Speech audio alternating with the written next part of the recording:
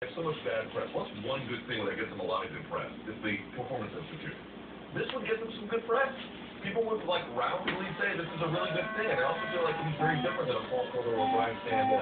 Yes, he fought, but he's much more a developed MMA mind in terms of the larger scope of things. So it's a big win for them if they can ultimately make it happen. Okay. I'm very surprised by the move, just because, like, for some reason, Jimmy Smith is a great commentator. But for some reason, I don't really see him, fitting into the UFC too well, because as you said, they like to bring in-house guys. Yeah. And now they're bringing this Bellator guy who's been a staple about for years. As you said, he does like a lot of video packages. I believe he does for the YouTube channel, a bunch of stuff. So for me, I was very surprised. It'd be really interesting to see. I mean, honestly, like, you mentioned, I didn't really know that I would kind of miss in this weird way. I don't know if it's nostalgic or if it's just an association. Yeah. The prestige. I don't know how to explain it, but like you watch an event, it didn't really matter if you're saying the same thing. Catchphrases somehow were part of a prestigious package you were watching in the UFC, right? So it was funny to kind of see that suddenly like he's not there, not different. It feels different. You got to get used to it. I feel like we're going to see that with Bellator a little bit. But I really do associate Jimmy Smith's voice with so much of their product. And for him to flip-flop, that would take some getting used to. If he ends up at the UFC, he's very bright. He's been quietly professional, quietly so good, but he doesn't get as much fanfare as some of the other guys in the UFC and stuff like that. But maybe he gets more, but it's going to take a minute to kind of wrap, to get all that to feel right. You know what I mean? I think he's going to kill it personally. Yeah. There's going to be some blowback because there are apparently people that can't tell two bald white guys apart. Yeah. I do not know who these reptiles are, but there will be some rejection of him because of these ridiculous cosmetics that people are hung up on.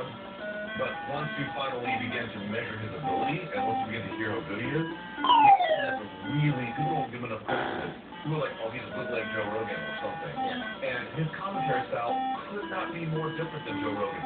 Joe Rogan just has this big sweeping narrative.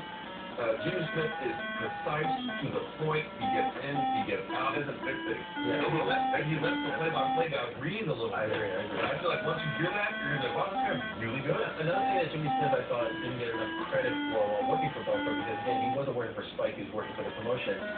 Very often he told it like it is. I remember one case in particular, he was very critical of Anastasia Yankova, who was like their golden girl, right? And was critical of her not making weight and her opponents, and like they knew we should like score a role. And I know that actually bothered the Bellator officials. He told it like it is. Like he did not play the game of, okay, I'm here for the promotion and I'm just going to tell you what they want to hear. So I give him a lot of credit for that. I'm so fascinated by January 20th. I think it's such a great night for MMA, and I kind of hate the fact that it's the same night, so I can't watch both events at the same time because personally I'll be in Boston. But I think that there's an argument to be made that Bellator has a better main event, or that they have a better card, or is Bellator going to hurt the UFC because they're free and UFC's pay-per-view? There's just so much. You guys can talk about that next week as we prepare for that. So let's leave that discussion for next week. Let's move along to what I think is one of the stories, the early stories of 2018. And this one is an interesting one that could go in many different directions, and we're starting to see, I think, the UFC's thought process play out. That Dana White has done recently, the lightweight division. Do they finally pull the trigger on stripping Conor McGregor? Do they figure out a way to get him back in a suitable amount of time so that he defends the title? Then what do you do with Khabib? Is Ferguson going to be the guy? Are they going to somehow, make the case that Nate Diaz deserves the Conor fight and for the belt? End of the day, you guys are put in that spot. Hard deadline. Friday at noon. We have to decide. What are you guys doing? How do you fix this problem? This Friday, you have to decide. What are you doing? How are we pulling this trigger? I think for me personally, and I mean, this is a lot of debate about this, you got 18 months to defend your title, and especially if you're healthy. And if you can't deal with in there, whether you have some kind of medical waiver, time to lose it. Number one. You're stripping Conor. You're doing I would let him know there's going to be an 18-month deadline. It's a hard deadline. So what would 18 months be? That would be yeah. You have to defend by May. We'll have a fight time. Yeah. Like, so things have to be like in motion. Is there a reason why you take 18 months? Just because it feels like part of negotiations like nice round numbers, Sure. like this.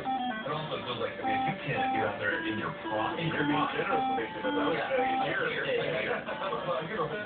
Bare minimum that, and I just feel like there's no way you can pull him out with either Tony or Khabib by himself. He's going to have to let these two murder each other first. So you just make that fight. You make that fight before Ramadan, which I believe is May 15th, yes, so this year, get that done in the first quarter, they'll have time to recoup, and then sometime in that third quarter or so, that's when you bring him back for a fight when they can fight the Conor. I mean, again, Ideally, defend, get him to defend his title, get him to fight Tony Ferguson, get him to unify that belt. But obviously, we know that's not easy. Conor McGregor has, he can sort of wait out whenever he wants to fight and still make sure he can fight whenever. But that being said, I would say a year after he won the title, I think 18 months is a bit too much, to be honest. A year. Does he get like added time because of the Floyd fight? Like he was active and the UFC was like on board with this, so we'll give him a few months. I guess in this special circumstance, yeah, I think 18 months is fine. But for any champion, defend the title or have a fight book within a year. And yeah, try to make that happen. If not, trip up and make Tony Ferguson the real. I wouldn't even do a fight, between Habib and Tony Ferguson or the bacon. No, like with Whitaker. Yeah, right. Yeah, very much. I mean, circumstantially, I guess 18 months in this situation. I guess what's funny about it is this is so unique, this dealing and this whole Conor McGregor thing, what's been going on. And it's also funny because he's one of those guys who, if it's reversed, if there's somebody who's not going to, let's say Habib has the title, and he's the one who's just not fighting. But he's out there parading around on his Instagram. You see him like running in everybody's faces. Can you imagine the tirade, what he'd be doing? You know what I mean? It's such a weird. I don't want to use the word hypocritical, but it's weirdly similar to something like hypocritical because the guy is, it starts to rub people the wrong way. I see a lot of it. I'm sure you guys are seeing a lot of it. I didn't anticipate this start. I did not think we'd start to go down the street where you're like, wow, we start to lose momentum a little bit here. And we'll see how it picks back up, obviously, when it's time to fight. But what a weird circumstance. I think 18 months in his circumstance, as long as he's got something coming up, I think that's the big thing psychologically for the situation. He has to be signed to something. He's got to have something coming up, right? I mean, that's where I think people are like, we're listening here, defend or vacate, what is he going to do? And I really do feel it's good. It's frustrating, you know what I mean? You're watching these other guys, there's an interim belt. Now they're talking about having an interim belt. Yeah, you can't do that. And I mean, the fight is fascinating. We've tried that fight 3 times. I would love to see that fight, but it sucks to have this situation where the guy's top and everybody's like, rolling into each other below it. You're like, when does the guy at the top come back and meet one of these guys? And it's just an interesting thing, man. His whole career has been about escalation, and he's at that moment you can't escalate beyond what he just did. So it's like he has to come down and meet somebody at some level here now. Regardless if it's the contract, but the money, the prestige, the history, he's going to have to now compromise something to come back and fight one of these guys. MMA fans and the MMA community, we have a long-distance relationship with Conor McGregor. Ever been in a long-distance relationship? Here's the number one key to it. It doesn't matter that you're apart, but there has to be an end game on it. You have to know after a certain point that we can move, your girlfriend moves away at 2-year residency or something. Okay, those 2 years, you know at the end of that, that's the end of it. And you can wait for 2 years. It's a very long time that you can do it, but if it's just open-ended, and you don't really know when that's going to happen, then it will collapse. That's where we're at right now with him. We'll wait for Conor. We will wait for him, but if you just leave us with this perpetual uncertainty, things go sour fast. I would make the argument, and I think it's a very strong one, that it's the better business move to strip him yesterday. Because if you strip him, you're almost getting 2 for the price of 1 in the sense that now you have a real title fight between 2 guys who hate each other, and there's a history, and it's Habib versus Ferguson. And let's be honest, Conor is above the belt. Like, if you parade him around to mainstream, he is. The draw. Okay, if I tell the ESPN audience, right, that is the sense of entitlement he parades. No, meanwhile, he's got all these unanswered obligations to these guys. This is what I'm saying. As a draw, he's above the belt. As a draw. Yeah. So what I'm saying, I'm not saying like no one's above the sport, but as a draw, he's above the belt. What I mean by that is, if I go to ESPN and I'm the UFC, hey, I want to do car wash about 246 coming up in July. Bio break. I'm the very versus ATS. Do you think anyone there, any audience member, any producer, anyone says, is there a belt on the line? No one gives a crap. No one gives a crap. And honestly, part of that is his doing. In a way, he's almost devalued the belt by not defending it.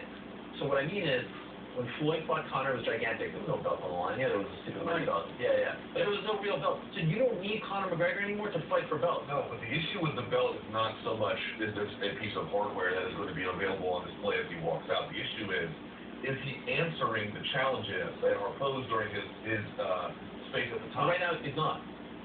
Right. So that's why you say, look, we're cutting ties. We've got two very, very, very credible contenders waiting who deserve that opportunity. No one's bigger than the sport. And just like Joey Allen gave him a shot, you gotta pay back, right? That's how this whole thing rolls. So I would argue you strip him, you make that the real title fight, and you let him go out and get his money fight. Because that's what he wants, right? He wants his money fight. Psychologically, though, I don't know, man. Because if they do that and he goes and fights Nate Diaz again, it just is, you know what that would look like. I mean, it just would look like you said. He's not upholding the cue. Like, he got the belt and he never defended it. But he's not holding up a cue. It's true. I'm saying, like, that he never faced the challenges, the obvious challenges. It was in a state of pinning. And then he goes and fights Nate Diaz. I don't know. Psychologically, I don't know if that was entirely the case. I think people would still want to watch him, even if he fights Nate Diaz or whoever it is. Oh, for sure. People are going to tune in, and, you know, I'm surprised that the UFC's taking so long to make a decision. When he was doing the original Diaz fights, I mean, he was fighting other guys.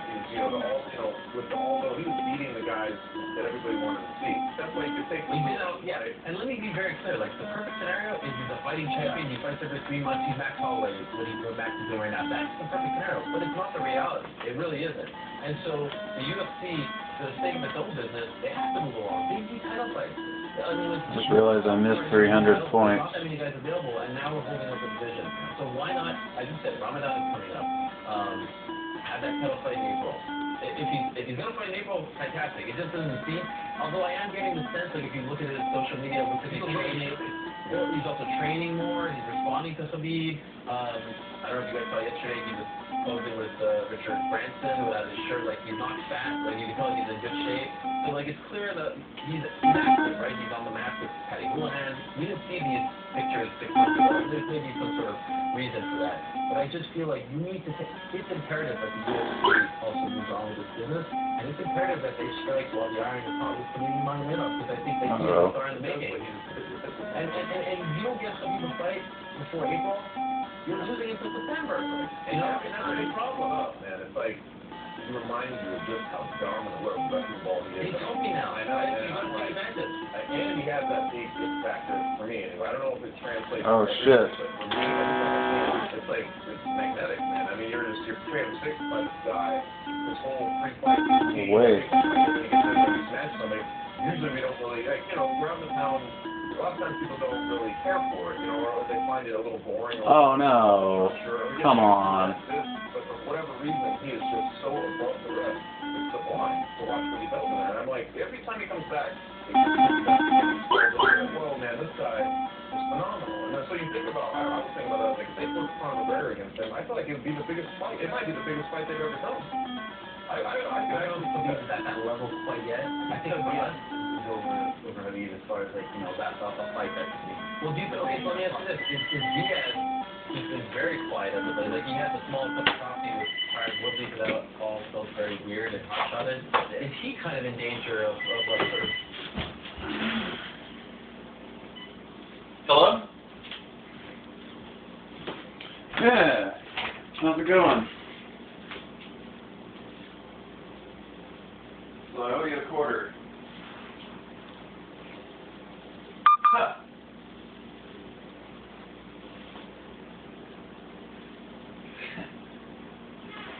Yeah. Not bad.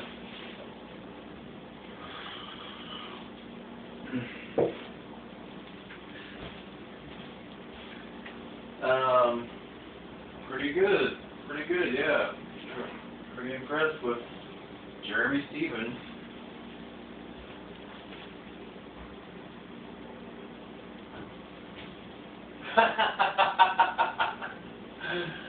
Yeah. Oh shit, looks like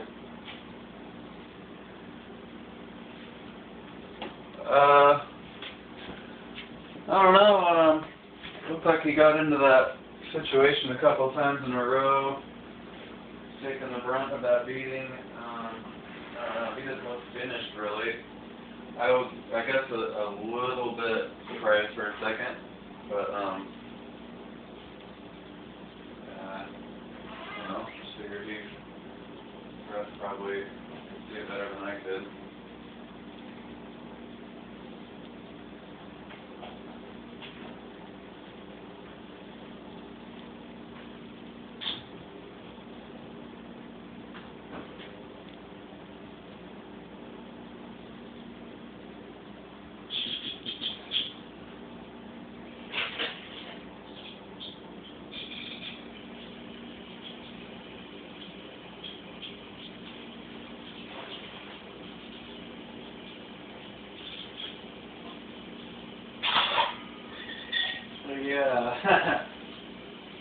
was just, Stevens was just landing everything.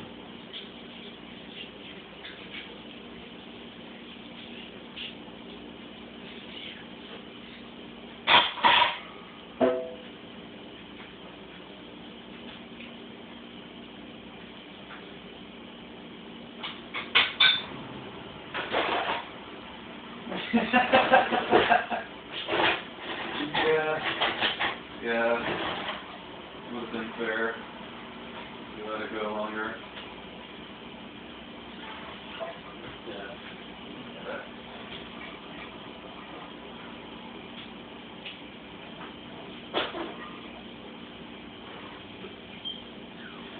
Yep.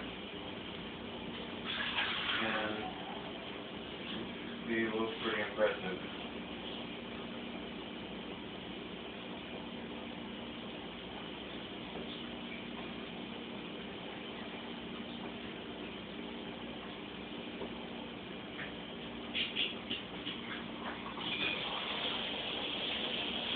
Yeah, getting in there with those strong fucking jab hooks. Lead fucking cross jab thing or whatever it is. Quick with those. Huh? Yeah. That long right hand punch forward that he does. Often following a jab with the left jab.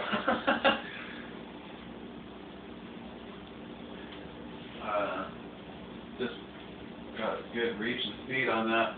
It kind of reminds me of Darren Till's punches on Cowboy Cerrone.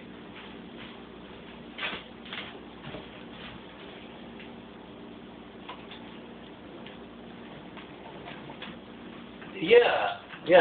Mm-hmm.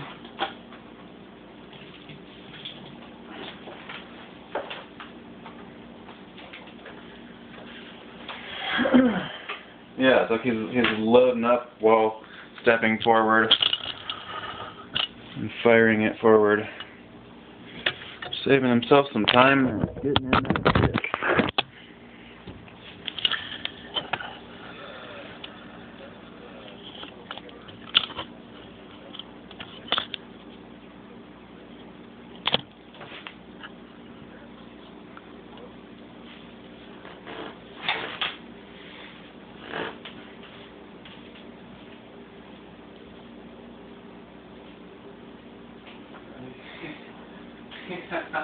She even started punching with that arm at in the last minute.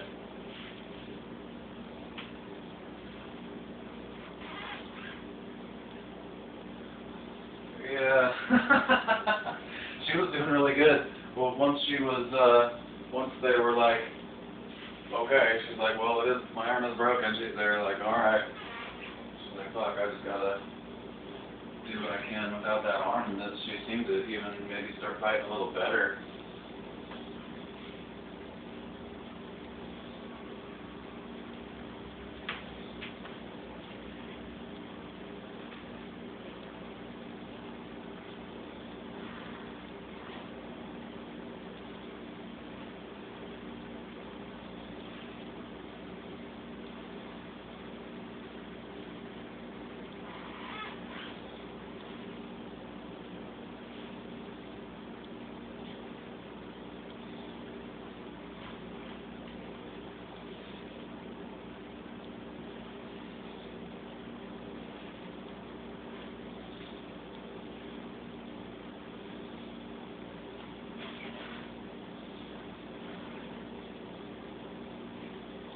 Yeah.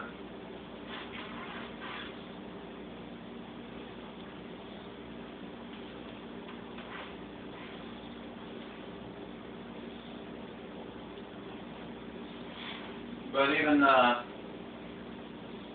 seemed like, I don't know, like maybe getting a little more fighting in for the adrenaline to kick in more or something, or maybe just telling her corner and so she could get that out there and be like, all right, so, you know, have some moral support that I'm doing this with a broken arm. Because her arm was broken all through the second round too. But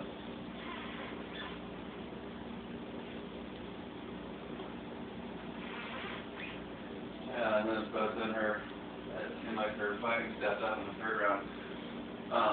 Maybe too, Rose might have been a little, Jessica Rose Clark might have been a little slower. But come the third round, that might have been part of it.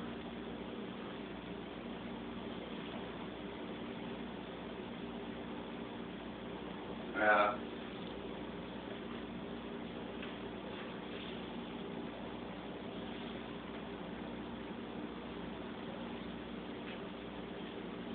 Mhm.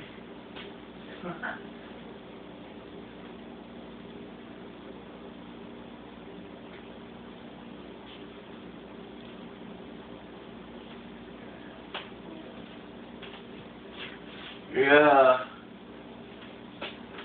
Totally. It's like, it gets this look on her face like, alright, I can do this.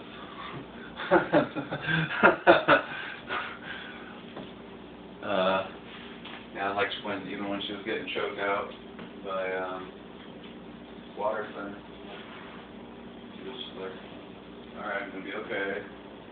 Just sitting there doing what she can to fight the choke.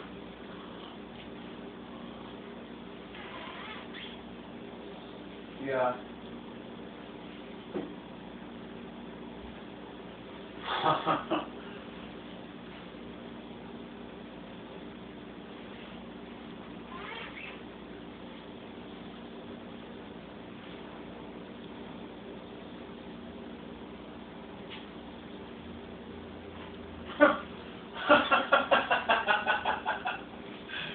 Fuck.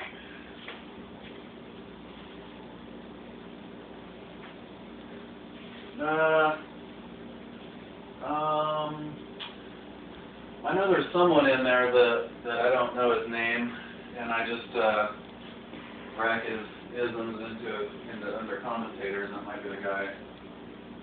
He's got kind of brown, like light brown hair.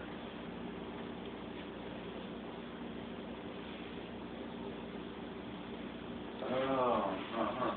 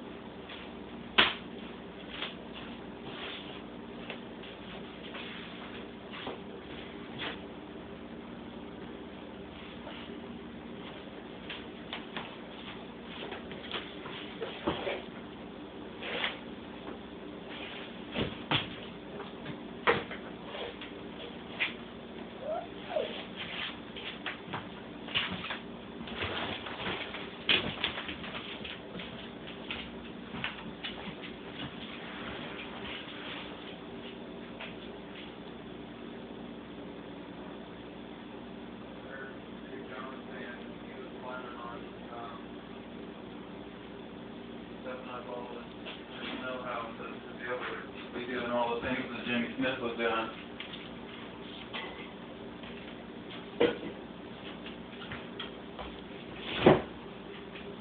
Yeah.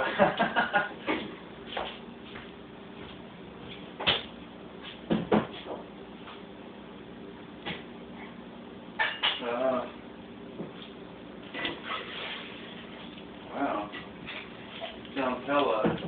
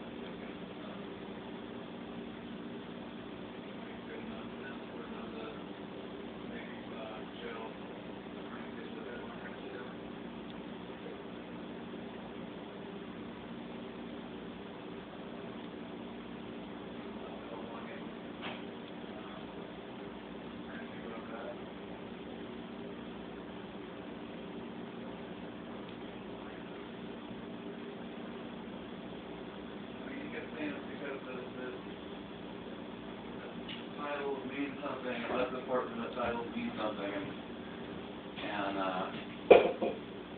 but I mean, it is for a title. It's a tournament for a title, which is also, tournaments mean something too. That's what MMA started off with.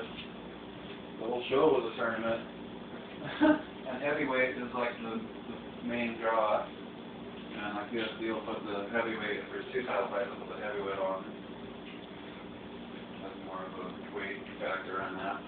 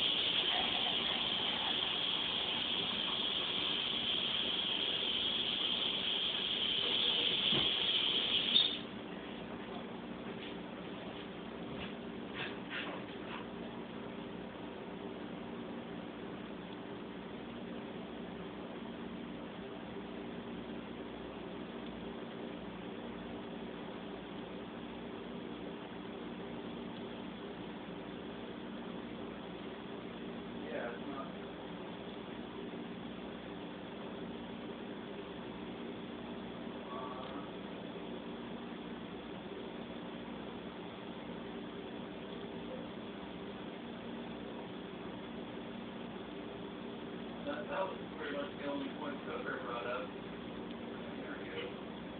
That's another organization that kind of too. But I thought he could have defended it better. More points.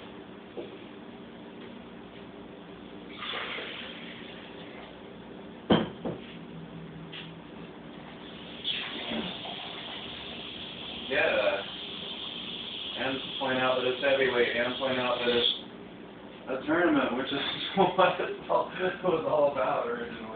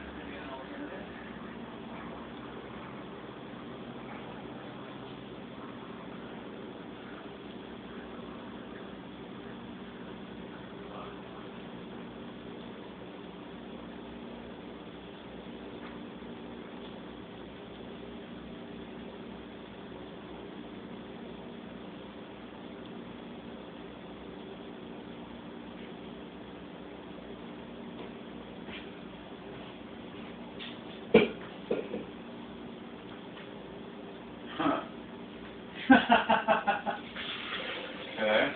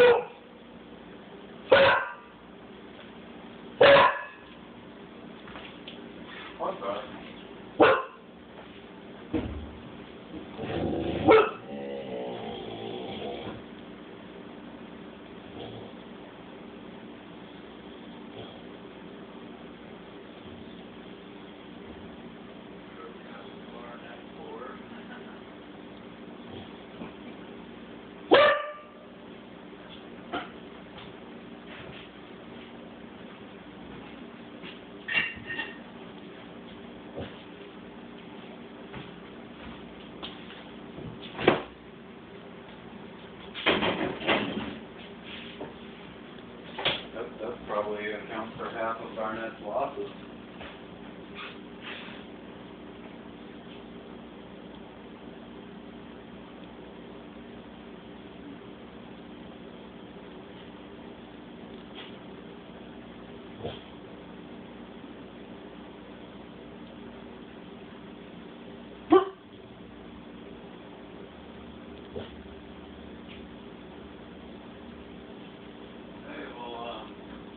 I happen to be in the middle of recording a video.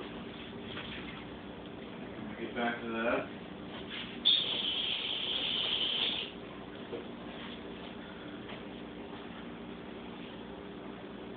Okay, yeah, Clinton. Crocodile said he's not going to make it.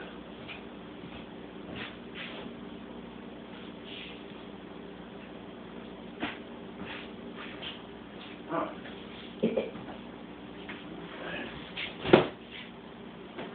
Cool.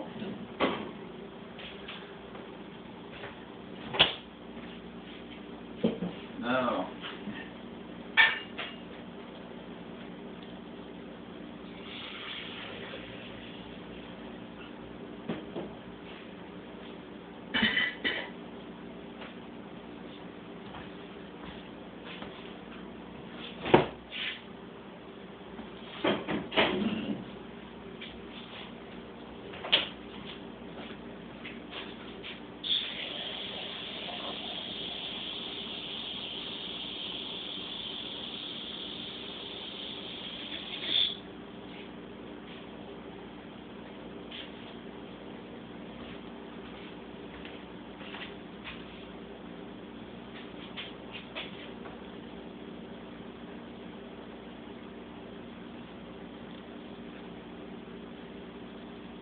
Okay. Sounds good. That'd be great. If not, that'll be fine too. You can always bust it up there.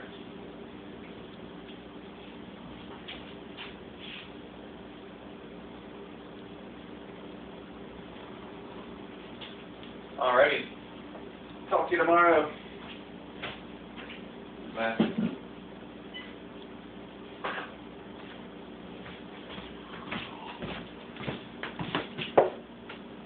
Lifting the boat here as well. Like I feel like it's time for Diaz to reemerge and get himself into the conversation now. I mean, I think the moment Conor McGregor won the second fight and was 1-1, Nate Diaz is always going to have a ticket to function whenever he wants. Obviously, whenever Conor wants to and the time permits.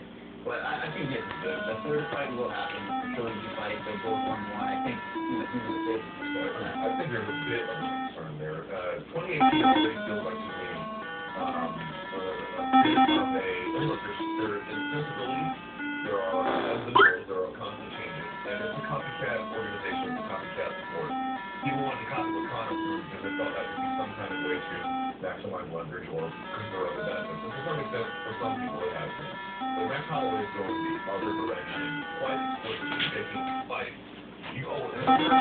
Right now, so I don't think it's. I think one, he should do that. Yeah. The other part is that if he does that, and he gets success, other people are going to begin to follow his model. It's just the nature of how things go. And I feel like if that gets into motion, then it's like, forgotten a little. The Max Holloway thing, and realistically even the Nukic was heavyweight fight that's coming up. I mean, those are the two non-distracted things going on in the fight right now. It's like these two things, you're like, oh, they feel so good. It's very simplistic. It's so simplistic to contemplate how we got there. You know what I mean? It's so simplistic that it actually carries its own shine. You know what I mean?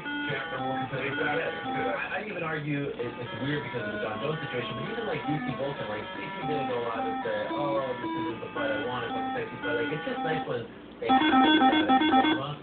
And I'm not trying to begrudge anyone for trying to make that money, but it's nice.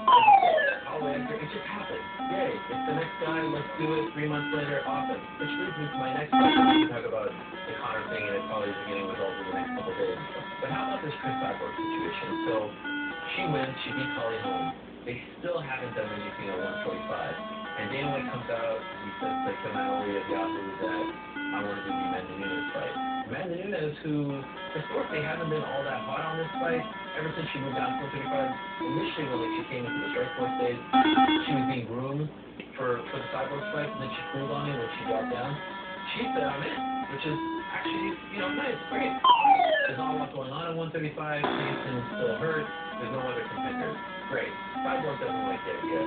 Cyborg wants to fight Pam Sorensen, who I think is 5-2, who's had some Invicta fights, who, if she walked through this door, I don't know if a lot of us would be able to say, oh, that's Pam Sorensen, with all due respect. Are you surprised that Cyborg is against this idea? What she's saying is, I need to be the fighting champion. I need to be fighting people who are my side. I need to sort of respect the title and the divisions and meritocracy. Are you surprised that she's saying no to the bigger fight? A little bit, because here's the thing. You can't accuse her of not fighting bantamweight, right? Like, she had some objection there. She's fighting featherweight. Well, here's Tanya Evinger, and here's obviously Holly Holm, and here is, she's fought a number of them. You can say, well, all right, here's my point. This is the best bantamweight fight you could arguably make with her. If you're opposed to fighting bantamweight, number one, you've already got a bunch of versus really more. And then the next one more you can do. The only thing is, if her point is, okay, I fought bantamweight, at some point you've got to stop. Like, you've got to build around me. It's not a particularly unfair concern. I also think, though, just speaking realistically, Amanda Nunes is a real tough fight for Cyborg. I think that's very, very competitive, and I think she probably knows that. Okay. What was the biggest issue with Chris Cyborg's career for a long time? Was that she wasn't getting the recognition that she deserved. She wasn't getting, in those big spots, those big fights. She wasn't in the UFC. Now that she's in the UFC, make the big fights. I think, you bring up a good point. The fight with Amanda Nunes, that would be great. I think it's a good challenge for Cyborg. I think it could sell a lot of pay-per-views and do well and, make her some good money. But I am surprised she's a bit against that idea of fighting, another bantamweight, and probably the best one, the current champion, because she fought, former champ. But I agree with her in the sense that the UFC should maybe at least try to build somewhat of a featherweight division. They don't have to be as deep as thing, you don't have to have 50 fighters signed, but just have, a few girls that we know, they can punch, for the belt. It does feel a little weird seeing a champion, just defending her belt against, fights class below. And, that I think that speaks volumes to the intentions of the UFC with the women's UFC featherweight division. I think the moment Chris Cyborg retires, that division's done. I mean, no one else fights that. I mean, there's just no featherweight division. Yeah. Let's just start with that. I mean, it's just like this division has been very sad from its beginning because it was made for Cyborg to include her in the other fight, and then you have the whole, the randomly, everything that went on there. It's just a bizarre thing, and I felt like when Amanda Nunes came through and said, I would do it. I was, it's like somebody take a big swing of the home run and they're and then somebody catches up the ball and, so that's what it was like with Chris Cyborg basically was like, I'm not really interested. The problem is that there's just not a division. What there is a bunch of bantamweight outliers. That's what you have. People, we said this from the beginning, like, who's going to challenge her? I don't know who's going to be. You have Deegan Anderson, you have people like, there's a couple of names out there, but they really aren't the types of fights that, I would be intrigued by that fight, but I'm in the bubble. I don't know how that would look to other people outside the bubble.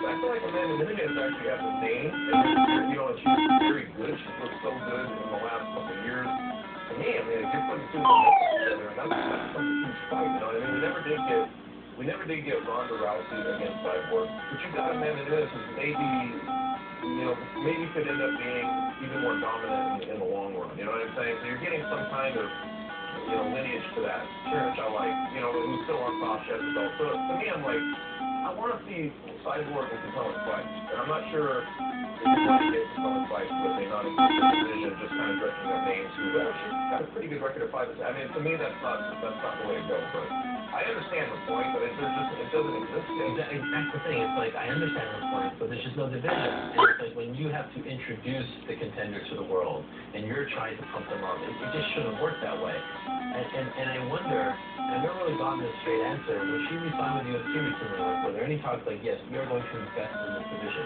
Because I say this all the time on the MMA Hour, Sean Shelby and Joe Silva, back when they were working together, didn't talk to the media on the record all that much. But the one thing they did tell me that always stuck with me is, we're not in the business of creating champions, we're in the business of creating contenders.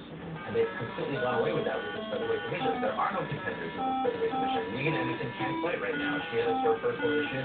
She'll address them when she wants to. Then there's no one else.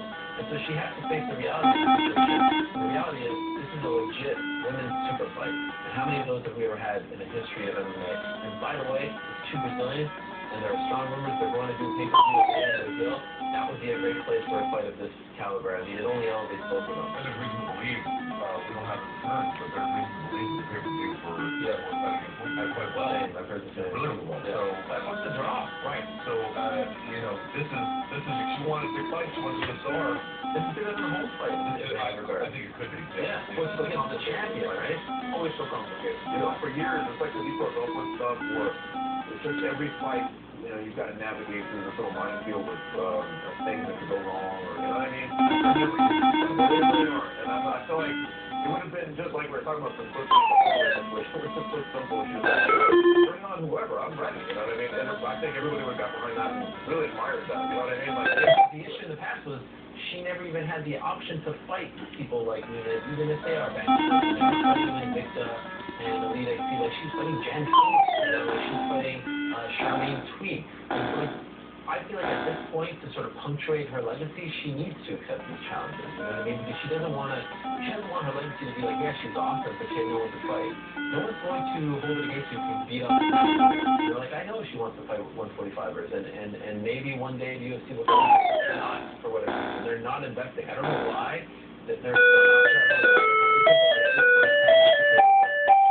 15,100. I think that's my best that I've done. The first round, I did miss out on some points, but. She might lose this fight, so Amanda Nunez would take that up, times 3. So I feel like just alone, just the selling of that fight from a competitive standpoint. So, I mean, I want to personally see that because we've been following Cyborg for so long. Like I said, I was ringside from Jan Penny, and you're just watching that, you're like, I know Kim Winslow doesn't like go on and on, and just sitting there like, she's ragged on her. I don't want to see this. This is, it becomes something else. It's no longer a sport when that's happening. They want to see a challenge. You know what I mean? Let's put a bow on 2017. With martial arts. I posed this question to Sean Al-Shadi in our post-fight wrap-up at the end of 2019. 30 years from now, they're sitting around, they ask you, what kind of a year was 2017 in MMA? What's the response? I would say, in transition year. Because it's not true that there weren't some great moments. There really were. Even the times it was. They lived in it was big, and it was different. And it was worthy of some kind of examination. Right? So there's that.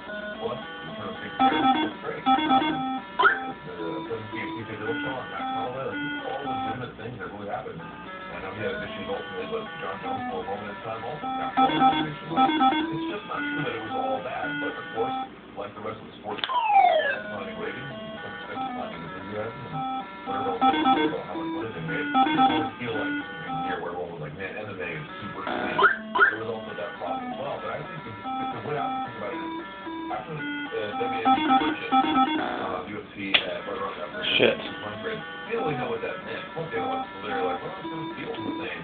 This to me felt like the first year where you felt the fingerprint and even almost the thumb of WME's impression on the sport a little bit. For better or for worse, what is that impression? They like health and fitness, they like grandiosity, Hollywood. Yeah, and there's something to be said for that, Like, again, the event at New York City, man, were you there that night? Yeah. I mean, that was an incredible night. Like, you just can't say it was a bad night. However, you just wonder about the unevenness of that strategy. But to me, it felt like that was a time when we run the fun stuff out of the Nikita era, and then we get to refill it with a new sensibility. You agree then? I agree. I think this is also, I think, in many years we're going to look back as perhaps maybe a turning point for the UFC. We look at the matchmaking that they did years before. There was always number one contender champion. This year it really felt like rankings were, where is that? And with instant titles and everything, it's just, so I don't know if 2018 maybe they'll go back to, good matchmaking and giving them, contenders their shot. I have a feeling they're not. So I feel like this year, 2017 was definitely turning point matchmaking the way, they're running things, and the UFC and MMA really is more becoming like boxing, in that sense. And, I feel like this might be a turning point where that was a different era of the sport coming to an end, and now we're stepping into, again, Hollywood and big entertainment. To me, it's almost like it's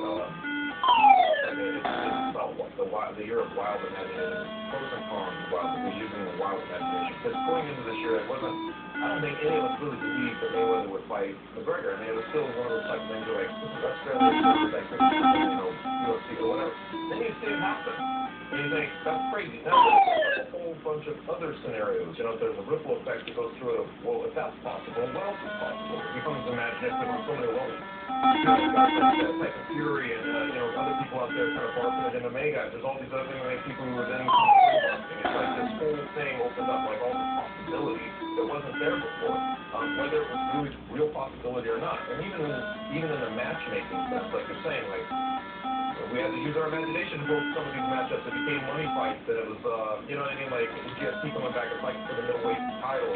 These types of things were very, very strange, but I feel like pros and cons, we were like, well, let's just let our imaginations go a little bit and just see what happens. And I did that. I feel like the matchmaker, I feel like Dana White was doing that, you know, and not only, I feel like sometimes you see the results of it and you think, this is why you kind of keep things reined in a little bit. This is why you do things, because you see how wild, you know, when they start running it down a little bit, it starts to go a lot of directions. And that's what it has to me a little bit. Like, it's just kind of a little nuts. You know, we're going off the rails a little bit, and things got a little crazy. You feel like they're getting back on the rails? Whitaker, Rockhold, Holloway, Active, trying to get the division sorted. I think as long as Conor, and going back to that, as long as he's still following up, I mean, if that has the element. I mean, he is one of the main reasons in the States, like the chaos kicks off, you know what I mean? But yeah, I see it. I see it from their standpoint. You know, the Whitaker thing especially, you know, the heavyweight fight coming up. To me, those things, they're very similar to the Holloway thing. I feel like that's the way we're used to, and it's fun to see it. There's only so much of the discord and distraction following the becomes the main focus. It's like it's dissolved. You feel like you've left everything unresolved. I feel like now they're getting back to resolving issues, or resolving tensions, and resolving those things. So to me, I'm glad that I hope it takes attention to that. I don't feel ultimate sold on it because I feel like you guys mentioned, or aspect of what they're doing, and I think we're going to be in an era where some matchmaking is going to be that way. It's just going to hold things up, but some of it hopefully is back on track. I think we'll get both. I agree, but 2018 isn't your typical year for the UFC. It's one of the most important years ever because of the upcoming TV deal that's about to expire, right? Like, you need to be a hot property. You need to be saying that Floyd Mayweather is thinking about joining the UFC. You need to be buzzy. You need to be the hot topic that all the shows are talking about. And so, I'm worried that the UFC will fall victim to that. As the months start clicking away, we need to start talking about like anything that's possible and you can actually like look at and think, well, that's fun, you know, because the people love to have debates about that fragments of possibility within that, possibilities and contenders and things like that. So I feel like any of that stuff is perfect. Or just let guys roll off the rails. That's what I feel like is kind of happening this year. And maybe it's because of that Mayweather, but I felt like a lot of people, maybe the ripple effect started to imagine bigger and, you know, crazier and ideas trying to like the boxing life. I think everybody starts to then go a little bit further afield. But the possibility thing I think is a big deal, especially when you want to like the TV side of it. You want it to look like the way you want to take it, we can make this huge. You know, you want to present it as huge as possible. So is the TV deal the biggest story of the year? Sure, it defines everything. The story to really look for. Whoever they end up with it and what package they ultimately put together, and we're going to be all in on this one or split apart or some online and come out of event. It defines, it is the most critical. When you look back on it, when we very popular, because there's another one, and it had some great things, had some bad things. One of the bigger successes was that I felt like in this time, this was the deal that got MMA to be treated as a sport. Any other thing that the UFC was like, yeah. Why so? By the mainstream media, is what I would say. It got in the last 6 years or so, to me was the time when there was initial buzz, and of course, 2008 and 2009 they had some big fights. So it wasn't that necessarily, and they got covered on ESPN even all the way back when Chuck was fighting Rampage. I did that, but I think finally it dawned on editors and producers everywhere that you have to have some kind of dedicated coverage, and the ecosystem of sports that we cover deserve to be treated alike to some degree. So you think if Conor Ronda fight in the Spike era, like let's say they just I don't think the Spike era can launch a person like that. launch Ronda and Not only didn't launch him, but I think her ability to connect with the mainstream, everything feeling and having this accoutrement of mainstream, I think kind of greased the wheels a little bit. does they need to stay on Fox? Not necessarily, Has no. that already happened? Yeah, I mean, I'm not saying don't get on it. We'll have to see. But ESPN would be one, or Turner would be an interesting choice too. But and I think one reason why I was trying to feel like, why don't they go on this podcast? God, man, the future, linear TV, not a growth business, right? Weird, but that's what we're talking about. Right. The transition, also these UFC guys, I feel like they're a little bit like, not just listening to glamour, but they don't want to feel like they're going back to the old days. You know, where everything was online, you get BitTorrents and things like that. Because they finally made it to TV, I right? feel like they want to be part of the That's prestige, a certain level of prestige. Exactly. I mean, everybody can have some video streaming online, but not everybody can be on television. Right. I think definitely they should stay for and go digital because, I mean, for me, it's easier. I don't have cable. But Interesting as the youngest person on the yeah, planet is going on. it definitely brings a certain prestige, and that's what they need. Established organization. MMA's already pretty mainstream. I think we still have a little bit left to go. So I'd like them to stick around the TV. I mean, it's always interesting when people like, Kurt Minnesby, are showing up and talking about their sport, as part of the broadcast and things like that. To me, I agree with it. I think it kind of coincided with a recognition of something more legitimate. I don't know how to explain it exactly. I wouldn't say that it made it mainstream. It gave it parental people, just older people that I would never pay attention to sport would see it. You know what I mean? They would see it on, they would flip through it like you say. I was with the doctor, he's like, yeah, it was on the plane. I've never watched it before, but it was on, Yeah, and really flip and get Exactly. So I feel like in some weird way, just because it's, it's fairly ubiquitous, especially on FS1, but then Fox, you see a lot of the ads during the football games. It just gave it a bigger air, and it coincided with some of the big names that kind of came up and transcended the sport, really, So at this point, we want to see how this plays out. Are there any other stories that you feel are really like that you want? Yeah. I have some good news about 27. Okay. Najee and Gray.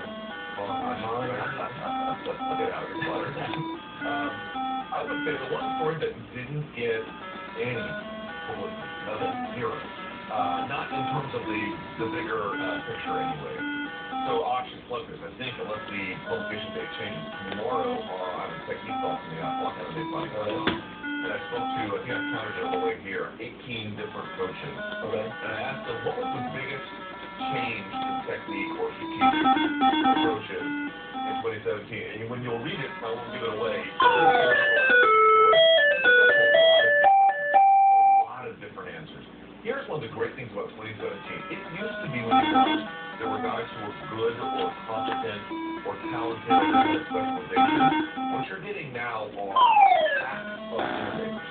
You're getting people, this is a question about what side of the sport the UFC showcases, and if you do too many shows, or what end of the sport you're showing, but at the very end, it is the only handful of guys you can look to innovate. Now you can look across divisions, and there are coaches, players, or just fighters themselves, and every month you're seeing cosmic leaps in ability. But when Ben and I knocked out, what was the kid he knocked out? I forget. Because they were saying, all the coaches were like, it used to be, when you go to a UFC event, maybe the guy at the top of the bill was a good striker. Used to be the guy at the top of the bill was a good striker. They go, now the guy who was the curtain jerker on right back at his strike game is ass off. And he can... Oh, come on, that's already ahead of him. That's not cool. It's funny that it evolved more purely into its original premise, because it was supposed to bring all these different things together, and that was going to do it. But I agree with you 100%. I feel like the more these evolve, the more they actually fit that original description of this guy can do this. But they all have, I feel like these days everybody's so guys at least know how to combat. But it's more than well-rounded. Yeah. It's not that they can do everything. Guys are, every month there are adaptations, and one guy is following the next, and they follow the next, and there's this evolution. Look at TJ Dillashaw. It is unfathomable that a fighter can do that, much like that he can make that kind of leap, because these guys are thinking about the sport in ways where it is constantly evolving, and I don't think it got any publicity, Like Brian Ortega, and all the different varieties he has on him, this is a short-term development. We need to be celebrating way more than we are. And then extension of that real quick, I also think that guys are just so much more adept at understanding the fight game in general. I'm talking about this was a fun year in terms of seeing personalities emerge, not necessarily based on. Oh, come on. Oh, I forgot about that. Use the microphone. They understood the fight game. There's a lot of them, I thought. They came out, really put their personality out there, and knew to kind of make fans. Dude. I saw a lot more of that this year, I felt, than I've seen in previous years. Just guys that sold themselves in one fight, and they're suddenly like, okay, keep your eye on that guy. There was a lot of them, you know what I mean? So it was kind of fun in that sense. But also you got the greater guys, like Darren Till, guys like that who just did phenomenal. Yeah, Perry, like these guys did a phenomenal job of making you want to pay attention to them. And I feel like that's also an evolution of people understanding how to play the game, and much less just the fight, you know? And to your point, I feel like that sort of how great it is to be covering a sport that is this young. I love the NBA. We talk about, and then Will Chamberlain came, and he changed everything. Right. And then a guy named Jerry West came, and he changed everything. And then Pistol Pete Maravich. And I feel like we're sort of in that era. Yeah. Now you're seeing 7-foot guys. It's the same thing. It's like you're seeing the sport evolve. It's like infusion talent. Everyone was so different last year. Oh, this card is boring or something because you didn't know Antonio or West was big. And then he goes up there and you're like, oh my god. Yeah. Like how is the guy who is on the prelims out there doing things like that? Because there is an incredible rapid arm. Okay, so that's it. Is part of the problem that there's too many shows and all these guys get lost in the shuffle. Correct. Right? And I think they oversold Mexico. You can put Mexico's in no, it's not. No, it's not. That one died pretty quickly. And I think so. Actually, there's pretty other ones from smaller markets. But one of the things we've been harping on, we're gonna have Stipe versus Francis in Boston. I mean, that one just happened on the epic move. It's totally irrelevant. But there are some things that make a big function how they get it. And of course, there's a lot of doom and gloom, but it was the best year in UFC history, right? Yeah, boy. And you think you feel it? Well, I just love the fact that it keep saying this, but offers zero evidence, like no facts, no figures, no evidence. It is the best year because I'm saying it's the best year. If you want to consider Mayweather, McGregor, It should be argument, but he knows that we know that we're not taking it the way that he is saying it. You know what I'm saying? Like, we're talking about stars, we're talking about events. We're not talking about the fact that, yeah, you shed, 15% of your staff and you saved a bunch of money because you fired a bunch of executives. Yeah, you probably made money off that. We're not talking about the fact that in this last year, the Fox deal goes up by like 60 million. We're not talking about that. Yeah, okay, we get it. You may have made dollars and cents this year because you made that happen in the sense that you cut. Exactly. We're talking about the product, and he knows that when we react, it's the product. Oh, stupid. Offering anything like. Let's talk about the pay-per-view numbers. You did say that they talked to Ari on the phone just before you said it, I thought. Yeah. No, there's nothing to back it up. It's amazing. And it's like, I know that they don't make the numbers public, but we all know that it's there's 5 pay-per-views over $1 million. You have one MMA pay-per-views over. God damn it. Oh, Yeah. In their defense, everybody is suffering on television. They're just part of that larger thing. So the fact that needs to be considered is a part of the concern. So we're 11 days removed from January 1st. We're a little late. We were supposed to do this last week, but we have New Year's resolutions for 2018. Things that we want to see happen. Things that we want to see come to fruition. Okay, that's obviously the biggest star in the sport, and it's a shame, a guy in his prime, super skilled. I mean, I was looking at what he just said, Eddie Alvarez, that's amazing, unbelievable. And to have him just sit out and, have him just putting Instagram posts and not fighting anyone. I mean, it sucks watching somebody get punished. You're a little young for this, but does it remind you old folks of Michael Jordan when he went to play baseball? Like, yeah, for a minute it was cool that we saw you doing something else. Baseball card. Is that right? Cool, right? There was a novelty to it. And you pay attention like they should have. Yeah. That was sort of like the boxing thing, but it's like, at the end of the day, you want to see that when he's best at it. And, like, you want to see him act that good. Yeah, no, I don't get quite the Michael Jordan vibe exactly, because at least then he's still leading. I just want to see him at when he's best. Everyone's like, oh, I'm so sick of Connor. I'm never going to again. Liar. People are all liars. I will say though, if he goes out and loses, it looks bad. I mean, if he gets smashed, I mean, I feel like he's positioned himself. And of course, he's done this his whole career. He positions himself either he's going to succeed and it's going to be crazy marvelous because he was able to do it again, or he's going to get that dip. And you're like, oh man, that's a bad look after everything we just went through with you. You know what I mean? I don't know. New resolutions. I don't know. I don't think we're going to make a wish. I guess this would happen to John Jones. I feel like that's still another thing.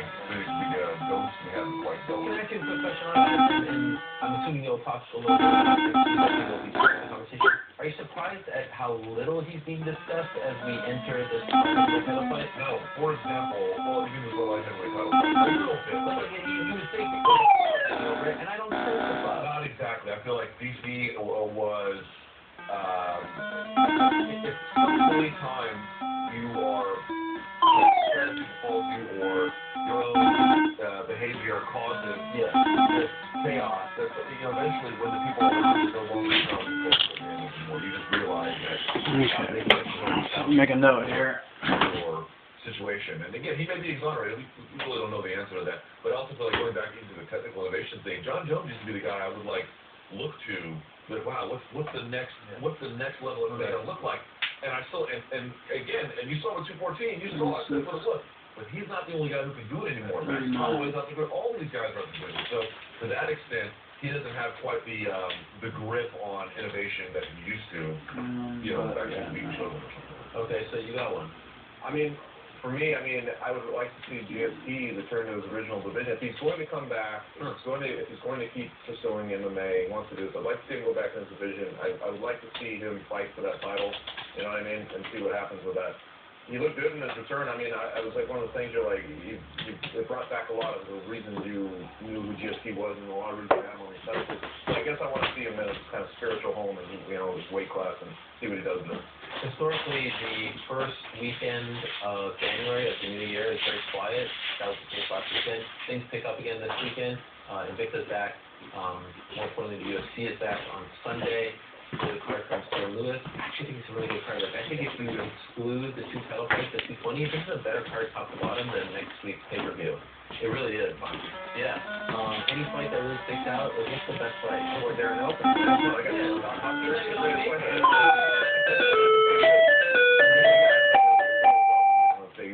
That story finds a way to come back. And then you get Michael Johnson, who's had similar fights. To me, that's crazy. Yeah, and Johnson's pissed off that he's not the main event. Yeah, exactly. He's not the main event from St. Louis. Yeah. He's been very vocal about that. How about you? For just the St. Louis card? Yeah. Or I think anything this weekend. I think it's because of the news that broke today. I usually try to go deep on the card. I'm actually going to go to the top of the card. And then Vitor's been like, yeah, I'm done. It's like, you're retiring in St. Louis? Yeah. I mean, I don't even want to fly over to St. Louis. Much less retire. No, you're going to St. Louis? There's nothing to do. And your wife's famous in St. Louis. Yeah. Who? Who? Yes. Yours? Yeah. That's hard to hear this. I don't know, something about it was off, and I spoke to your wife earlier this week, and he's full of chippy dude too, which is a good thing. Yeah. I'm anticipating weirdness. That is what I'm anticipating. I have to go with, the main event, Bihor Choi, James Cruz. I think that's so fantastic. I don't know, there's something about Bihor Choi that, I feel like if he gets a good victory here, with a well-established name, he can sort of become a player in that division, and coming off that Cook Swanson fight, an amazing fight. I mean, this is a guy that's being, maybe kind of like our Donald Cerrone, something like that, just new fight anybody, super exciting, super exciting as well. Yeah, I'm very excited for that. You better hurry up, though, because it's mandatory for the military for a year. So it's, But I was gonna say, did you ever see a very quiet person? Like, the guys had so many fights with so many big names. It's always it's very quiet. For a veteran like that, it's very quiet. about coming off maybe with Melendez. Remember that fight? Yeah. And he's an OG too. I also had a brief chat with him, and I was like, "Why'd you take the fight so much?" He's like, "I didn't know we turned down fights." I was like,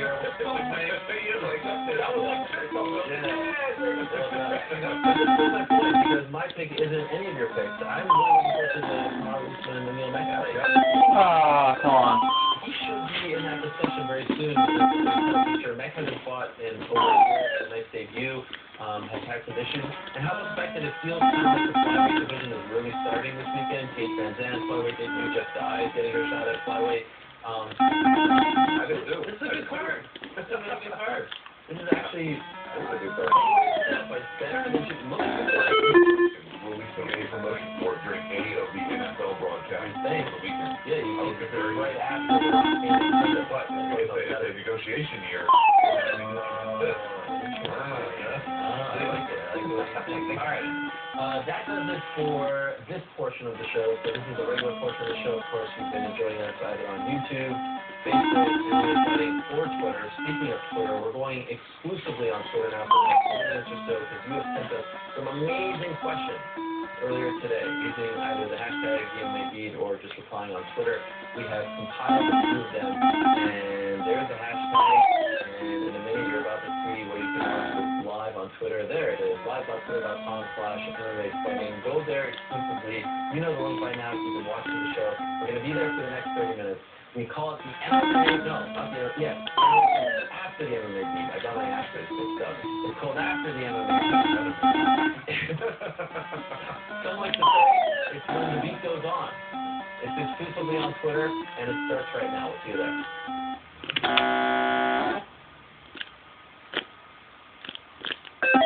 Fuck.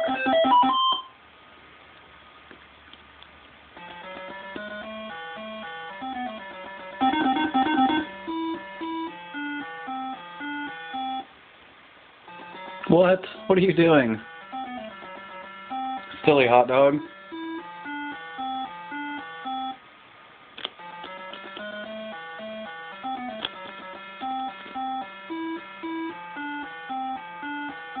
Oh, you guys are crazy.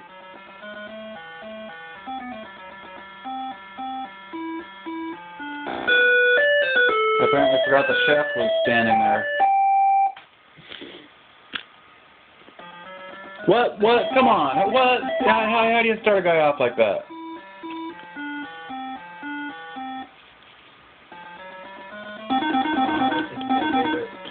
Oh, dude.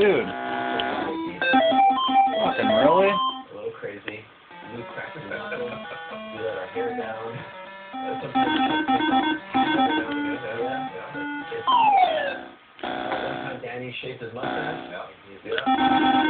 All right, let's start. First question. Here we go. Answering some of your questions that you sent earlier today. Here we go. What would your chosen topic be again was going to make an MMA themed 30 for 30? So 30 for 30 documentary. Are you sure most people have? Holy shit, dude. Story, right? Like, That is fantastic. especially because there's so many weird elements to fight in one there's so many different that I would personally like to see that, and I know that's just a tough thing to put together because he's inaccessible, but it's one of those things that I would be interested in. That's a fantastic one. That really is. Obviously, Dana White wants to do John Jones. I think Bill was a little different. Remember he said that? I was there when he said it at the Flip Gym. I would go visit him. I know that there's been a ton of coverage of this guy, but Oh, dude. That's the worst. Kimbo's fight. Ah. I think, and by the way, speaking of January 20th, Kimbo, and people are still, they still have strong. Oh, what am I doing? Always feel like Not looking. Not looking at the screen. That's, I want to see what they can do. Wow. piece of advice. I'm lucky enough to have one of those Kimbo bobbleheads. Sent us. Do not Very much some good people have for that. fail to look at the screen. I think I kind of the low selling one. Yeah. I brought him home because he was special, and I think it's for the ones they put out. But all this I showed it to my son, my oldest son, and he was like, wow, that guy looks scary. And my son does not choose fight. He shows no interest in MMA, but he was intrigued by this guy. We actually sat down and I showed him like some of his fights YouTube leading up to the Petrovic fight, like the Tank Abbott fight, the debut, all that stuff, and he was like fascinated by this man. And so to your point, there was just something about him, right?